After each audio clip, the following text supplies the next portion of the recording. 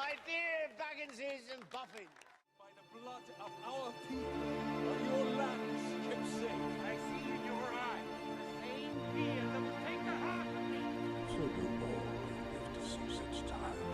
By all that you hold dear, this good earth. There's some good in this world, and it's worth fighting. Welcome back, everyone. We are talking about The Lord of the Rings, The Rings of Power, Season 2, Episode 6 today, titled Where Is He? And we jump back in to Arondir, whom we haven't seen since his scene with the Ents and with Isildur and them and Theo, and he's going to go his separate way. He has unfinished business to attend to. With Adar. Yeah, with Adar. Actually, it made me think that'd be an interesting thing to do, like make it so like Adar's about to kill Sauron and then Arondir takes him out so Sauron lives. Oh, because he doesn't know. He doesn't Yeah. know. Oh, that would be funny.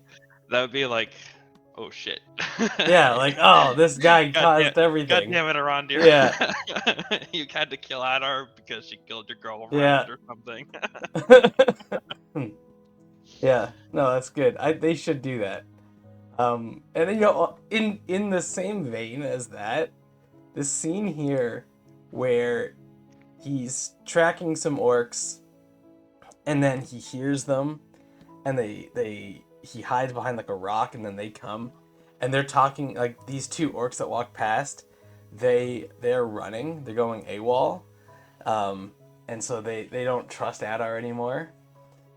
It's kind of funny what happens here because he ends up getting ambushed by another orc who I don't know if this orc was also leaving the Adar encampment. I think so, yeah. Or if he was tracking these two. But like, I think these guys can't be near.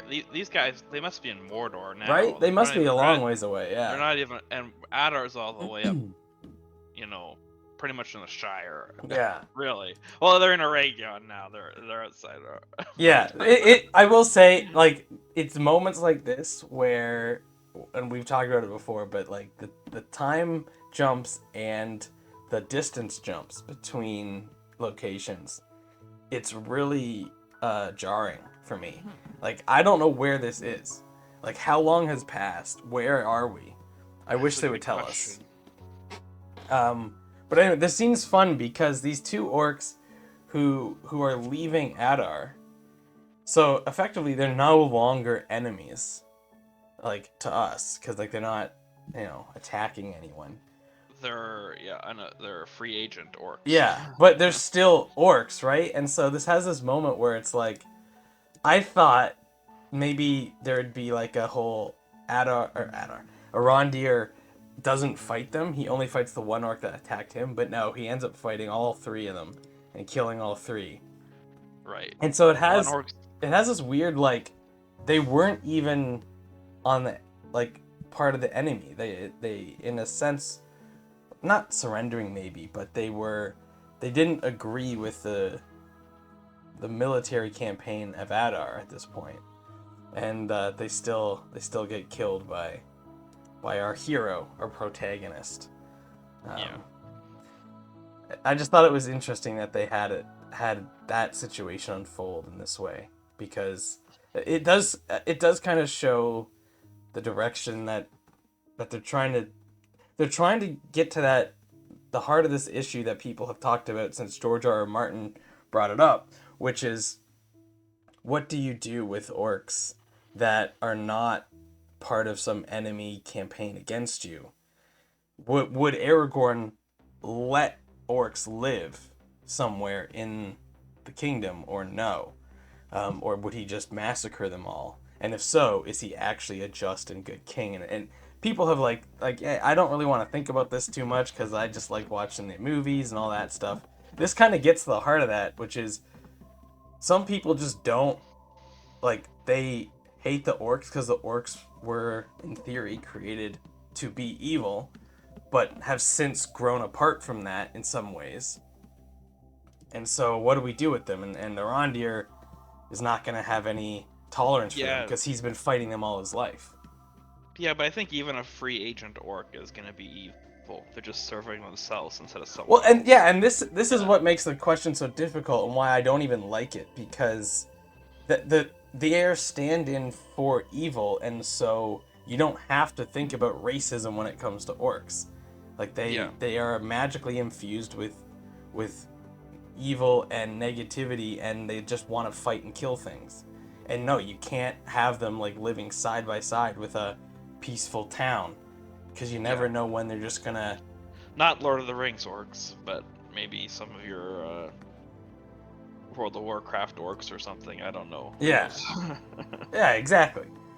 Anyway, it's a quick scene, but it's one that like it kind of caught me off guard, because I was like, this is weird. These orcs are abandoning Adar, and yet we're still fighting them. Um, and then we cut back to our favorite guy this season. Kelly Brimbor. Yeah, and he's struggling with this latest task of creating the 9 rings. Yeah, and we see he's got kind of signs of old age dementia. He's Yeah, got memory problems. He's got a temper. Yeah. yeah, no, he is losing it, and it's now finally, like I've pointed out this before. Why are people not more aware of this? It's now finally become clear to all of his assistants and like anyone who interacts with him that this guy he's struggling with some stuff. Yeah. And then Adar. Then we got But he's Halbrand, determined. who He is determined. He's like, until the 9 are complete, nothing else matters. yeah, And he gives all the admin work to Anatar. yeah. Like, you So can handle all the admin work. well, and like Anatar again, like he comes in as like the peaceful voice in the room, where he actually has he can stand up to this crazy Celebrimbor. Oh yeah. He can't remember the one else named Merdania. Yeah. Yeah. Yeah. But then he remembers it when she's gone. It comes back. Mm-hmm. But yeah, so like in the heat of the moment, there's the stress, there's like I have to keep reminding myself, like, so he's stressed, but not only that, he's got this demigod or godlike being with him, telling him he needs to do this, but also kind of leading him down some weird paths that he's not fully on board with, that have kind of screwed him. And Yeah. so he's struggling with that. He's struggling to make these rings, which he didn't even want to make in the first place. And so he's got all of this on his shoulders. And then Sauron comes in and plays like the good guy to his, like the good owner to his bad owner, like Yeah. talking to the staff.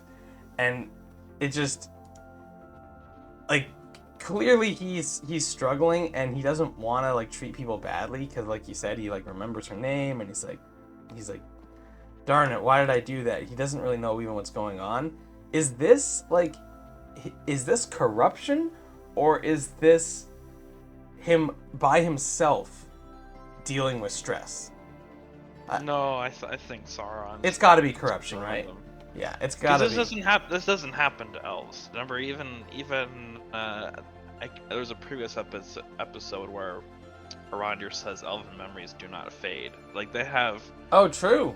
They have photographic memories. They remember everything that's ever happened to them. You're right. They do say that.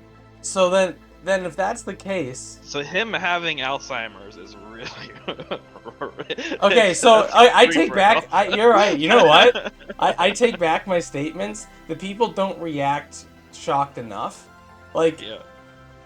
To me, it was like, oh, maybe they just thought he was going into his third stage of an elf, where he's maybe gonna have a bit of memory issues. But you're right. They do talk about the elves not dealing with these kind of mortal flaws, and so the fact that he is, and the fact that his demeanor has changed completely. Like, I'm not sure how long it's been since they started working on these rings, but Well, 400 years according to the.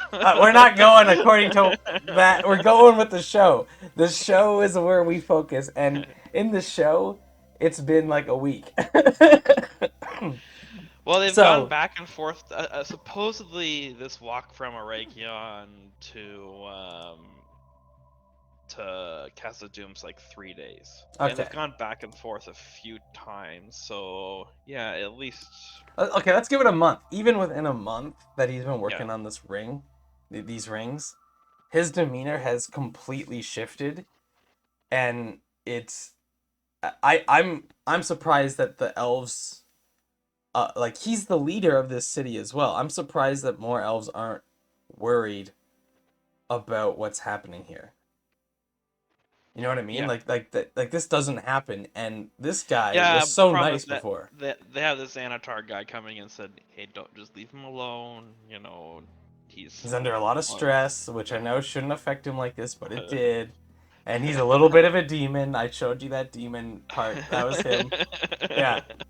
I swear it was him. Yeah, you saw a demon? That was him. I'm trying to like extract it and do an exorcism while he makes the rings that are supposed to protect humans. All this stuff. It's all good stuff. Yeah, Anatar is really. There are times where he's like a genius at crafting these stories, and other times where if you take like 2 seconds to think about what he's saying, it's absolutely insane. Yeah. Like you're telling me that there's part demon inside Celebrimbor, and he's also tasked with making 9 rings to save humanity. And we're not worried that the demon inside of him might not corrupt those rings. We're just gonna let him work. I don't know. It seems to me like the lie doesn't really fit, but it's kind of fun. Um, we find out that the dwarves are late with their mithril, and that's part of the issue here as well, where Celebrimbor gets mad. And he does ask Sauron to deal with it, which I always like the Sauron Anatar scenes with the dwarves, because the dwarves are not very corruptible. They already don't trust him, and so it's much harder for him to like get his claws in there. Yeah. And then there's this thing with Anatar goes outside, and there hasn't been any visitors to the city lately, so they sent some scouts to check it out, and the body came back with a dead elf. They found out they recovered the body of one of the scouts they sent out, and it had. Oh yeah, this is where he has this scene with carving in the body. Yeah, so this is like they had that scene with Meridiania, and yeah, there's the carving in the body, and it's what does it say? Like, where is he? Where it says where is he? Yeah. Yeah, it's an interesting scene too, because not only do we have this like creepy, so okay, the elves send out scouts, they come back with they're dead with a carving where is he, and yet at the same time you got Sauron trying to charm Mordania, despite like, so she just got fired, and now there's dead elves with orc carvings. Where is he? And then we've got Sauron like putting the moves on this Mordania elf. It's just such a what timing that Sauron has for these moments. Yeah. I don't know. I kind of like these scenes though, because I think this actress Mordania is playing it well, where there's like a creepiness, like her, and yet at the same time, Sauron is this godlike being that has this power of corruption that he can kind of get into if you trust him. And so like she her expressions on her face actually plays well what I think is happening here, where she's initially like shocked at the candor from this presence in front of her, and then slowly she kind of gets like taken over by it, and like he kind of reassures her, and she kind of just falls for it. So I do like her, and I do like these scenes. I just find them funny, because it's not exactly what I expected from Sauron when he was infiltrating the elf. He comes in, he's some ladies' man. Yeah, he's like seducing all the female elves. Meanwhile, like he's got Celebrimbor working on these rings for him. Like he's got this place like locked down. Yeah. So we cut from that, like, and it's a good cut too because we cut right from like where is he, meaning Sauron, and then it cuts to Adar with Galadriel as a semi-prisoner. Yeah, so they're discussing Sauron's sway over people. Like, but basically they're talking about like, hey, we both dated this guy. Yeah. And so they're talking about their mutual relationship with their ex. Yeah. Like, oh, he's, you know, in a way, he actually did give me everything I wanted. He gave me children. He gave me an army. Yeah. And like, but now that he's gone, everything feels gray. They say that. They do. Yeah, that like he gets inside your head. Yeah, it's good. I actually kind of like this scene. I am still a bit confused as to what Adar needs from Galadriel, though. He hasn't really made that clear. This is when he like finally. They kind of do what they did in season 1, where it was like, I promised I wouldn't tell anyone, so I'm not gonna. So you remember that with Elrond and all the elves, when obviously there was a Mithril there. Yeah. So this is kind of what goes on. Like, is Halbrand Sauron? And Galadriel won't give a straight answer, but kind of said yes. Yeah. And then there is a moment that says, "So you've confirmed that he is Sauron." I'm like, wow, you didn't know that already? I thought we all knew that. But no, and you're right. And I had this issue where, I wish we got a scene where Adar is freaking out a little bit because he let Sauron go. He did, yeah. Because he had Sauron captured, and then Sauron once again manipulated him. And here, he almost speaks about him in like an admiration about how skilled he was at manipulating him, which is something that, like, you know, it happened. Movies do this, and I usually like it. But at the same time, I think there should have been a scene where he's pissed that he let him go. Yeah, and he killed Waldreg. Which that's why I'm sad. I don't think Adar cares too much about Waldreg, unfortunately. I think he kind of saw him as like a groveling nobody. But I still say that you had a great plot idea that these guys missed the boat on, which is Waldreg, because he thought it was Sauron and then learned later it wasn't. He's got this underground movement within the humans that have joined the orcs to overthrow Adar and install Sauron as the leader. And there's this whole underground movement, and like they're plotting ways to like reach out.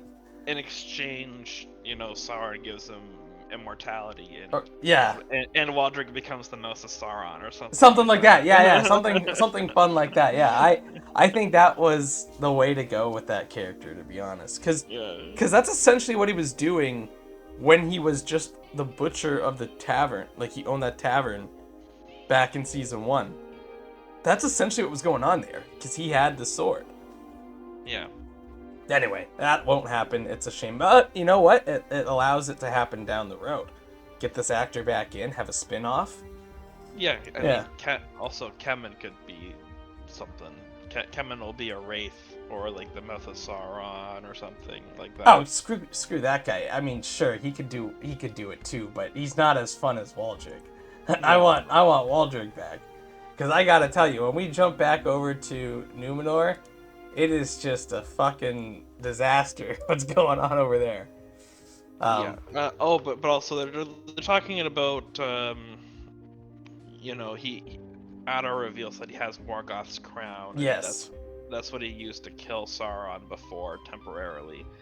And he thinks, like, if he combines the powers of this crown and Galadriel's Ring of Power, they might be able to kill him, like, better this time. For good, yeah. I actually think this is one of the smarter moves that anyone's made in these movies.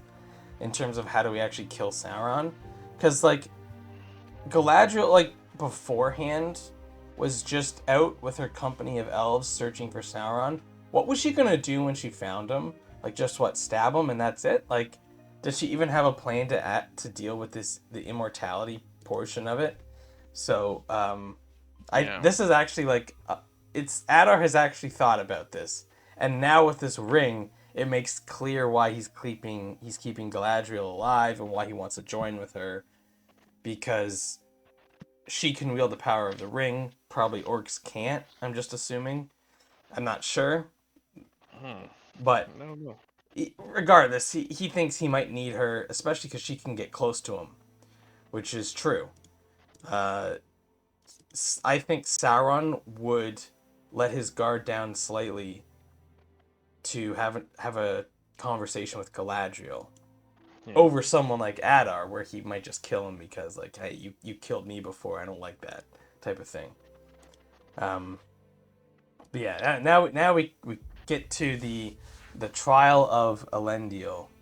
Yes. And this is pretty sad. Like, I do like certain elements to this. Like, like, there's it's a big spectacle that the former, captain of the Sea Guard is here, and he kind of looks like a bum. He's got, like, rags, and he's in chains still, which I'm surprised at that. And he's got all these charges against him, but they're willing to. Pharazôn is pissed off at Kemen right now. Oh yeah. You can tell. So yeah, I was building to that. And he is trying really hard to be merciful. He's like, Jesus, I really don't want to kill you. Just renounce your crimes. And say I'm king, and I will not kill you. I do not want to incite something here. But Elendil's got that martyr attitude. Yep. No, and it answers the questions, or maybe not questions, but, like, things we brought up before, which is, like, I can't believe these guys would go in and just brutalize people who are performing, like, a burial ceremony. It didn't have to go down that way, and now we look, and it didn't have to go down that way. In fact, Pharazôn didn't want it to go down that way. He really didn't, because after so Elendil does renounce his crimes, but he refuses to recognize Pharazôn as king. And Kemen says, "Well, what do we do now?" And Pharazôn says, "You've done enough." Yeah. Yeah. No, it's good. It's good. He clearly knows his son's a screw up and is potentially gonna blow this for him. Yeah. So yeah, I do like that. I also like Elendil, just the way he handles this. He walks towards them. Yeah. The only traitor here is you. Yeah. And then everyone, the guards come after him, and so Balzagar has this great idea of, well, why don't we go back to one of the old ways? Let's have the Valar decide, and then in the book there's this image of the sea monster, and we're like, oh, what's gonna happen? Yeah. Yeah. No. This seems actually kind of fun, and I'm glad they included that little tiny moment between Pharazôn and Kemen, where it's "you've done enough," because I think that's needed to establish what's happening. Yeah, it shows that this is not what Pharazôn is trying to do. Yeah.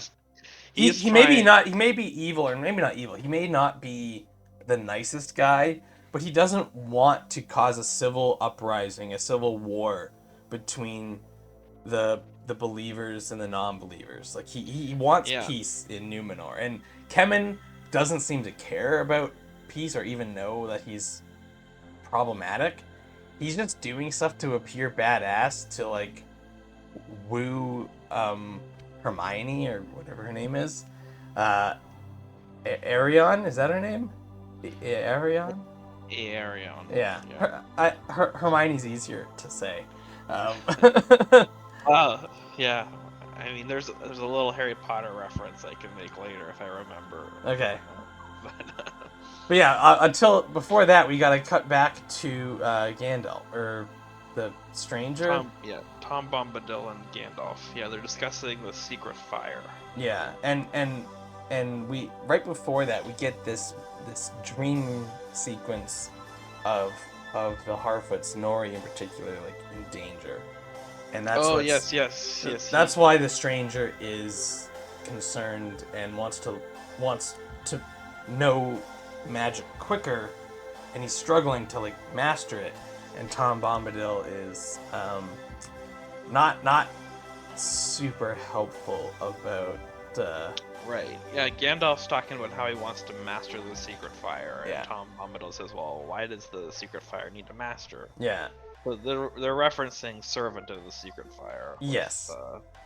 So there's more Gandalf hints. But maybe they're all the wizards are servants of the secret fire. Who knows? So maybe this isn't. Honestly, though, because of like the style of this show, they could claim like what you're claiming, and they would have some merit to that. But at the same time, they can't. They have to go for it. Maybe. Do you know what they might do? What's that? They may never say who this guy is for the entire series. And just let the hints speak for themselves. Yeah. Yeah. I'm fine with that. We don't need him to be like, I'm Gandalf. Like I'm fine with it being we know and they know we know. We don't have to say it. I kind of like that. I have heard one crazy theory that I don't know if we should talk now or talk at the end of the season. Why not? If it's pertinent now. It's kind of pertinent now because essentially he's trying to master the secret fire to be able to deal with this dark wizard. And the thought is this might be the two blue wizards, which one did have some issues and fell into some darker ways, and that this other one had to help him and bring him out of it, and those two wizards would die in that moment, and they would come back as Gandalf and Saruman. Now, that's not Tolkien lore, and that's just a theory I heard, where because these wizards or these Astar can come back upon death, that maybe the 5 wizards aren't all in operation at the same time, and maybe the original two blue wizards came back as Gandalf and Saruman, and so there's actually only 3, and we've seen all 3, which is Radagast, Gandalf, and Saruman. I don't know. It's kind of interesting. It would also be weird though, because then there would already be an established like Saruman falling from grace. And they just gave him a second chance, and he did it again. And so I'm not fully on board with it myself, but I thought it's kind of a neat idea. I still think this should just be Gandalf and maybe one of the blue wizards. That would make sense. Yeah. Or just the 2 blue wizards, and it's not Gandalf, and we were all. But I like all the hints though. Really, I would not like it if they say this is not Gandalf at this point. Yeah. From all the hints. So yeah, Tom Bombadil not helpful as always. Sorry for the Bombadil fans. And now we cut to Nori. And she's struggling to understand the lifestyle of these Moors. Stoors. Yeah. So it's a sedentary lifestyle versus a migratory lifestyle. I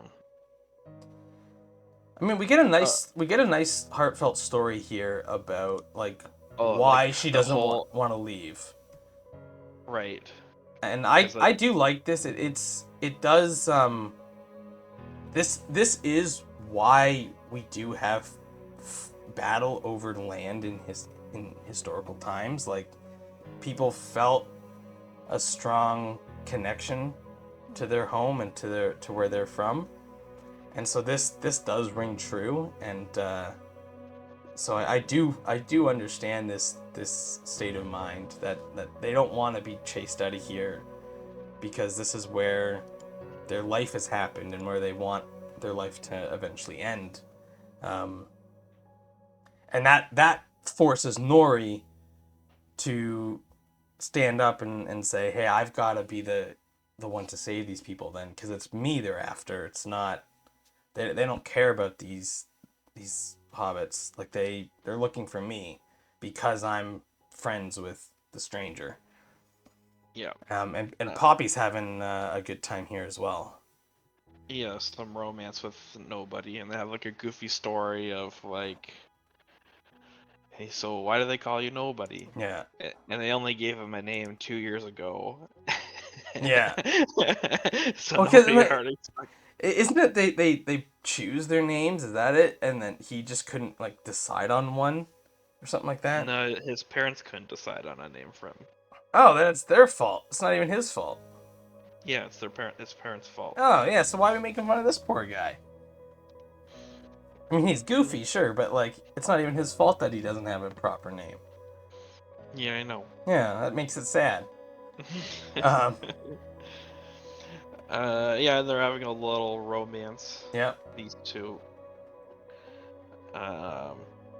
And Poppy says, so now Poppy and Nori do talk, and Poppy says not to turn herself in because, protecting Gandalf is what's important.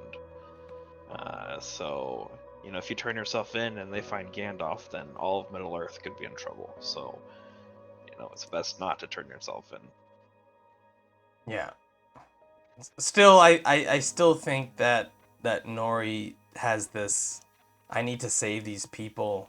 She doesn't seem to fully be on board with that, or like she's still concerned that her presence is making it unsafe for the people here. And so I still like, it still seems like Nori's gonna do something potentially reckless. And meanwhile, Gandalf is still searching for his staff in this little woods area, and Bombadil says he has all the time he needs. Again, useless information, Tom, because time is of the essence, and we get a classic, one of the best lines in Fellowship. If not the entire trilogy comes from this scene. How did you feel about this line being fully stated?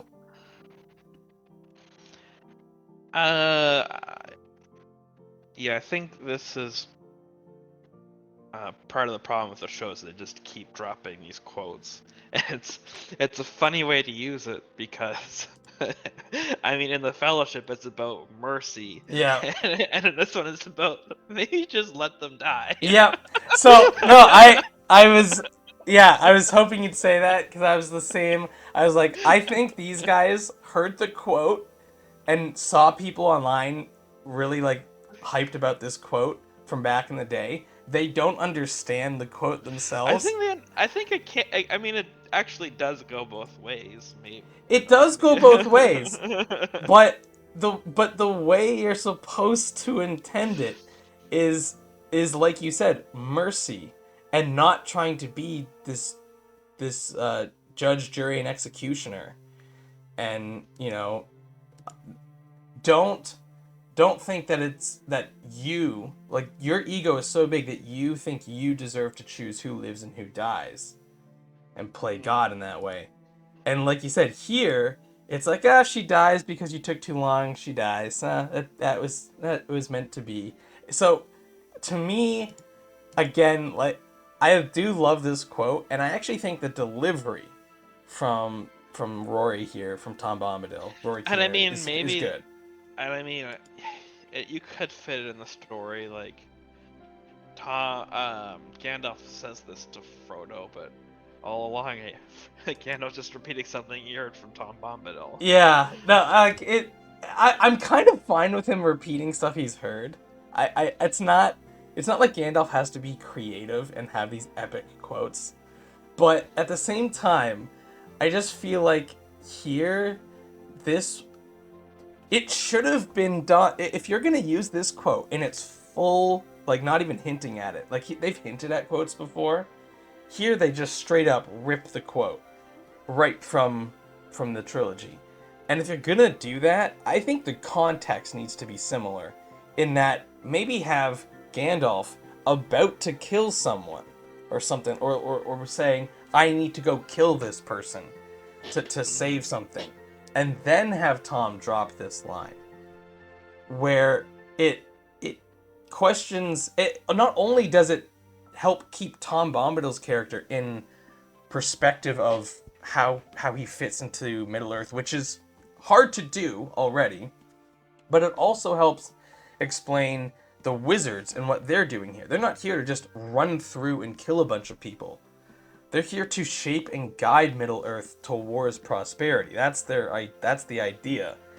So it's more like, Gandalf, you're not here to just find a person to kill and go do that to save people. You're here to help guide people the same way Tom is trying to do. You're guiding people to that goal to help them help themselves. And I just think, I don't think Tom Bombadil's a good character, but and this show is really struggling with it. Why did Tom Bombadil save the hobbits? And why did Tom Bombadil save Gandalf just now if he thinks you should just let people die? Right. And so, like, clearly there's more to it. The quote doesn't work in this context. It felt weird and out of place to me, despite... And this is what I was struggling with, because I was like, I actually think the actor, Rory Kinnear is a great actor. People might not like his Tom Bombadil, but again, how much of that is direction versus the actor making those decisions? I think he delivered it well, and I should like this line, but I didn't like it here, and it took me a while thinking about it to realize, like you said, it's not in the right context. I think reading my notes, I wrote, ugh. Yeah. So I think now I'm recalling, I actively groaned when I heard that line. And the thing is, I really do like the line, and I think they could have done it well here. I think they could have used that line and it would have been okay. I don't know if we would have loved it, but if you're going to use the line, I think it has to be in a similar context where Gandalf, the stranger, is lamenting the fact that he wishes this person dead. And that's when Tom steps in to reinforce this idea that that's not up to you. And you as a wizard, one of the most powerful beings in Middle-earth, you above all need to realize this fact, that you can't just go around killing people because you think it's better that they're dead. You need to help guide people to good ends, but don't think it's fully up to you to just kill people that you deem bad, because then you know better. You're a dictator. It made me think though about because I'm thinking of course when I always think about Grima Wormtongue. Yeah. And Theoden's gonna kill this guy, justifiably so. Yeah. So, and Aragorn stops him. He says, "Yeah, enough blood is spilled on his account." I'm like, isn't that a reason to kill him? Yeah. No, and this honestly, This is Aragorn intervening, dealing life. When maybe Aragorn should have said, "Well, who am I to interfere with Theoden?" No, but see, this is the genius of the trilogy, in that you and I have joked about that scene endlessly. It's a fun scene. In fact, we've even commented that without the help of Wormtongue, maybe Sauron doesn't know the weakness to Helm's Deep. Yeah. And doesn't know to exploit it. Aragorn's it's actively his fault. So we've made that joke before, and that all these elves got killed, and we are going to be doing a full movie, the full Two Towers review at some point prior to the War of the Rohirrim, when we go and see that, and we're definitely going to make that joke again. So stay tuned. Because I think Grima Worthington should have been executed. We both do, but at the same time, this is treason, and I mean, we kill spies, don't we? we That's do, kind of... we do. You and I are thinking more logically. I think Aragorn is trying to mend the soul of Rohan, which, again, you and I think maybe his death would help in that reconciliation process, because after all, the next line is, "Where is my son?" And it's like, oh yeah, the guy we just let go. And Also, it's funny how they just let him go. yeah, Like he's riding past all these guards, and the doors just open. yeah. Maybe we should have just detained him at least. I don't know. No, I agree. But I think the idea here is that Aragorn is on another level of trying to see the best in people, even when you shouldn't. Now, whether we agree with that or not, we can debate that. But I think that's the idea there, that Aragorn is proving that he is so far above the rest of us who are just like, yeah, kill him. Like, he's bad, kill him. And Aragorn already knows the lessons from the line that Gandalf has just heard here and that he tells to Frodo. Aragorn has already learned them himself.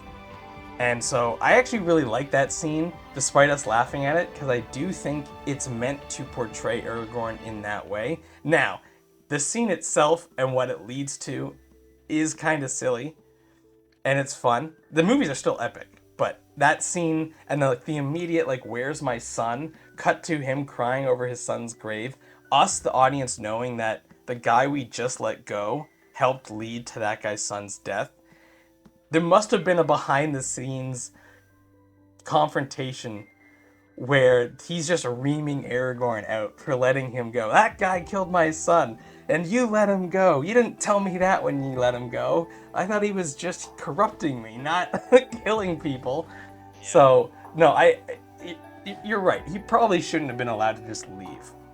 But it is showing us that there is, as Sam puts it, there's some good in this world, and that is the goodness. We can't just be just killing everyone that we happen to have issues with. Now, obviously, there is another part to it, which is Wormtongue ends up in the extended edition, leading to, spoilers, the death of Saruman in the movies. I want to reiterate, in the movies.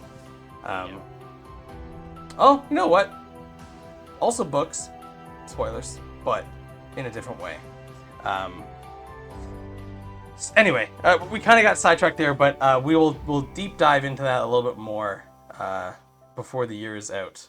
But I agree. I think there's good parallels there, and I think that's partly what makes those movies so good, and that Peter Jackson expertly has those juxtaposing ideas and, I mean, I guess shows you. It's character development for Aragorn. We Yep. know what kind of person he is, but I still think I would have. You know what? We'll do a whole deep dive about whether or not Wormtongue should die, and we'll go through the books as well and say, like, okay, what happens there versus what happens here, because I think there's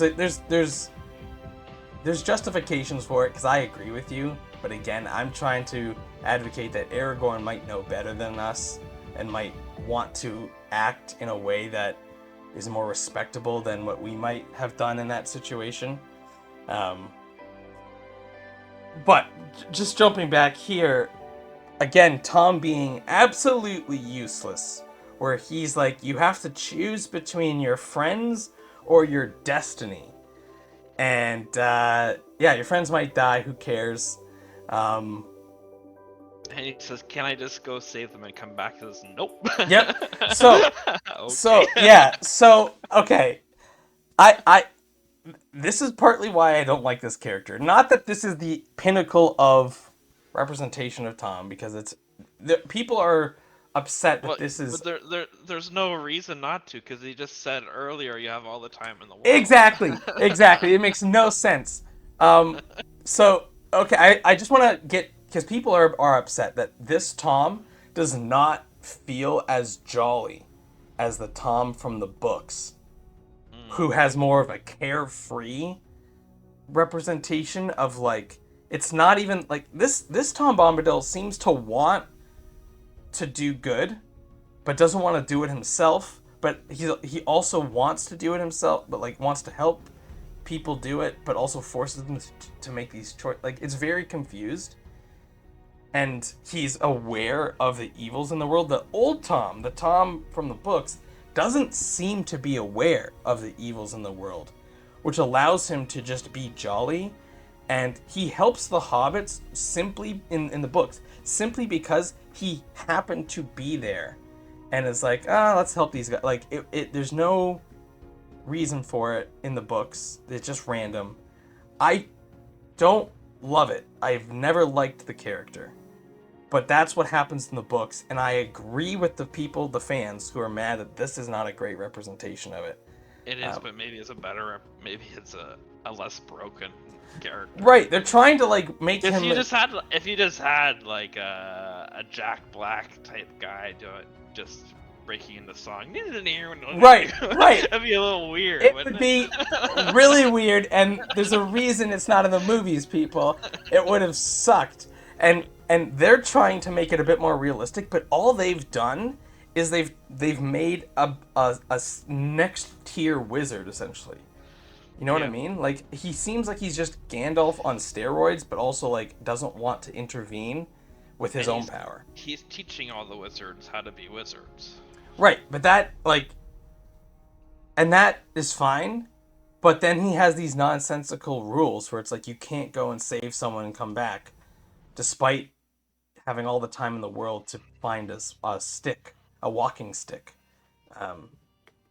So, yeah, it's very mismatch. I don't really know how to do Tom Bombadil well.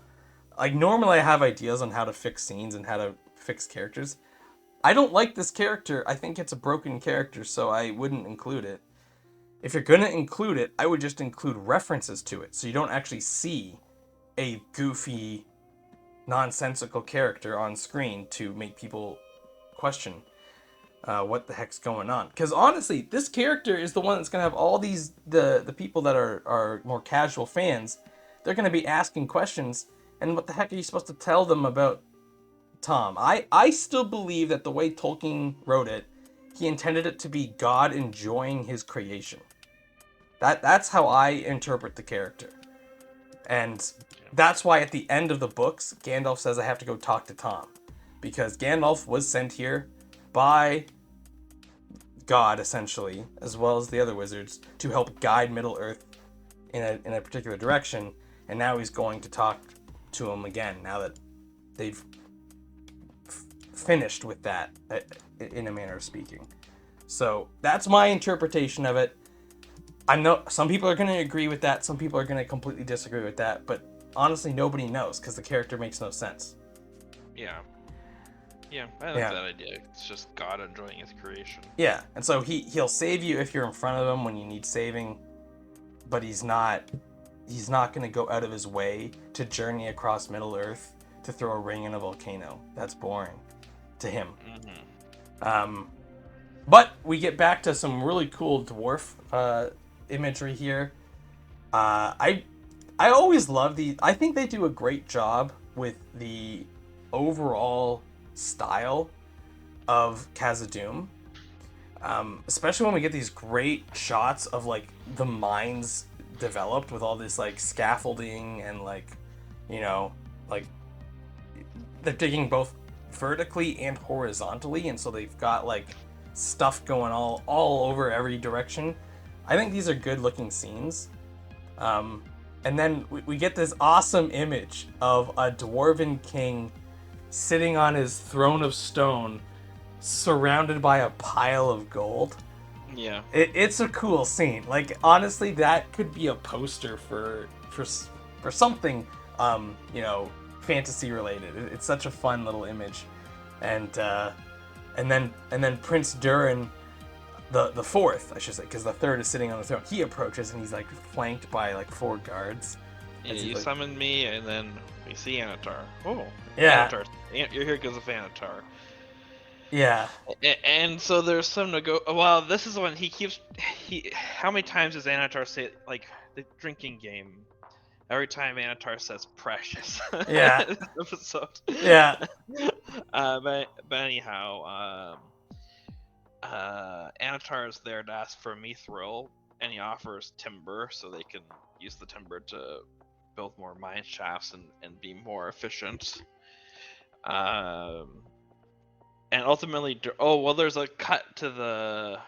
I don't know. I don't remember exactly how the sequence plays out, but there's a cut to a flame, and Anatar sees the Balrog in the flame. Yeah. This is as he's walking away, isn't it? Yeah. So during the third says no to the offer. Then Anatar sees that as he walks away, and then during the fourth is happy. But it turns out during the third was just trying to hold out for a better offer. Yeah. He wasn't actually. It wasn't a principled no. No. In fact, he's playing this wrong because like you're dealing with. Okay, I don't know how much Durin the third knows about who Anatar is, because imagine if a demigod was in front of you and you're like haggling like with him as if he's just a random other dwarf. Like you're like, oh, I'll say no, and then he'll come back with a counter off. No, this is Anatar, sent by the gods, asking for your assistance. If you say no, he's gonna assume you said no and just walk away. Like I don't really understand this mindset of Durin the Third. If he knows who Anatar is, he might just think he's another elf, right? He might just be like, oh, you're just some elf, and we say no to your first offer. But you're right. It's a hilarious, like, don't worry, they'll be back with a better offer. And it's like, what the heck? They already offered you, what was it, like 500 years of supplies? And you said no to that? Now he's offering you infinite timber. No to that. Like, what the heck are you asking for? Now, my other question about this scene. We see this pile of gold. Is that because the other dwarven kingdoms have agreed to the price and are now bringing in their like 50% share? I don't know. I don't know if we know that they've agreed to that yet. No, because so there's a line here where Anatar says, the seven are serving you well. And then during the fourth says they're serving someone well. And I think he's talking about Anatar there. So that was my question. Is he talking about Anatar, or is he talking about his father who has sold those rings? Because I don't think he thinks. I mean, he is suspicious, but does he think the rings are like fully? I guess he does think Anatar like corrupted them, so maybe he is saying there.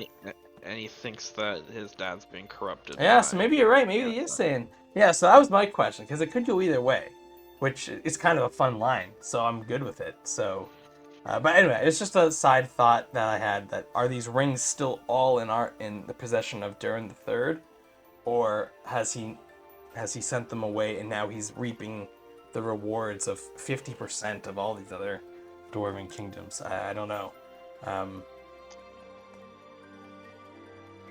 And then we get this it's kind of a sad scene, but they don't play it for sad, where Durin the Fourth, this is after they've talked and it's revealed that Durin the Third is willing to give more mithril for the right price, and Durin the Fourth realizes, oh, my dad is fully gone, because before he was like, no, we're not gonna do anything with mithril, we're not giving any mithril. So he goes to grab the ring, and through the power of the ring, Durin the Third is able to like launch his son across the room. Yes. And so it is kind of sad that like they had a bit of a scuffle here, and that wasn't enough to break the hold that Durin the Third is under. I thought they could have played it a bit more sad there considering what comes next. Because literally right after that scene, we cut to Durin the Fourth and Disa talking. And they are essentially like plotting a bit of treason here. Where sort of. It sounds like they just want to like make him do his own dumb thing to embarrass himself. No, I know what you're saying. You're it's not treason, but like